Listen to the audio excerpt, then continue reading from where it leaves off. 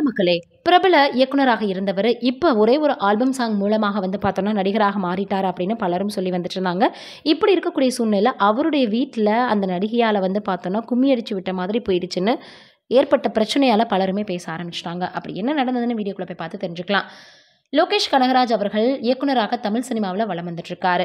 மேலும் போதைப்பொருள், கடற்கரை அப்படின்னு இதையெல்லாம் மையமாக வைத்து ரத்தம் சொட்ட தெறிக்க விடக்கூடிய காட்சியெல்லாம் வைத்து ஜாலியாக இயக்குனராக வலம் வந்துட்டு இருந்தார்.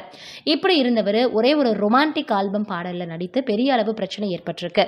அந்த வகையில் சமீபத்தில் ஸ்ருதிஹாசனுடன் இணைந்து இனிமேல் அப்படின்ற ஆல்பம் பாடலில் ரொம்பவே ரொமான்டிக்காக நடிச்சிருக்கிறாரு. அது ரசிகர்கள் மத்தியில் மிகப்பெரிய அதிர்ச்சி ஏற்படுத்தியிருந்தது. இருந்தாலும் கமலின் தீராத ரசிகர் அப்படின்றதுனால கமலுக்காக இந்த பாடல் நடித்ததாக சமாளித்து அவர் விஷயத்தை சொல்லிட்டாரு. மேலும் இவர் பாடலில் நடித்தது மட்டும் இல்லாமல் ப்ரமோஷன் நிகழ்ச்சிக்காக ஸ்ருதிஹாசனோடு சேர்ந்து பல நிகழ்ச்சியில் கலந்துக்கிட்டு ஒன்றாக சேர்ந்து சுற்றிட்டு இருந்தார். இப்படி இருக்கும் நிலையில் லோகேஷ் வீட்டில் இதனால் பிரச்சனை ஏற்பட்டதாக சொல்லப்படுது. அதனால்தான் பிரஸ் மீட்டில் கலந்து கொண்ட பொழுது என்னுடைய தனிப்பட்ட கேள்விகளை கேட்க வேண்டாம் அப்படின்னு அவர் மறுத்து வந்திருக்கிறாரு. என்னடா இது, நல்லா இருந்தவங்க வீட்டில் இப்படி ஒரு ஆல்பம் சாங் மூலமாக பிரச்சனை ஏற்பட்டுருச்சே, ஸ்ருதிஹாசன் அவர்களால் தான் இந்த பிரச்சனை ஏற்பட்டிருக்கா, இதற்கு பின்னாடி என்ன பார்த்தீங்கன்னா காரணம் இருக்கும்னு பலரும் பலவிதமாக பேச ஆரம்பிச்சிட்டாங்க. நல்லபடியாக இயக்குனராக போயிட்டு இருந்திருக்கலாமே, எதற்கு இவருக்கு இந்த மாதிரியான பார்த்தோன்னா ஒரு வேலை அப்படின்னு எல்லோருமே பேச ஆரம்பிச்சிட்டாங்க.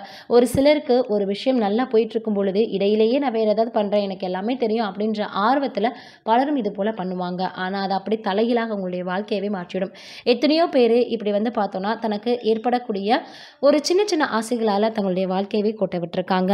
ஆனால் லோகேஷ் கனகராஜ் அவர்கள் இதை மாற்றிக்கொண்டு மறுபடியும் இயக்குனராக வலம் தன்னுடைய இடத்தை தக்க வச்சுக்குவாரா, இல்லை பார்த்தோன்னா இதே போல் இன்னும் நடிக்க போகிறாரா அப்படின்றத நம்ம பொறுத்திருந்து தான் பார்க்கணும்.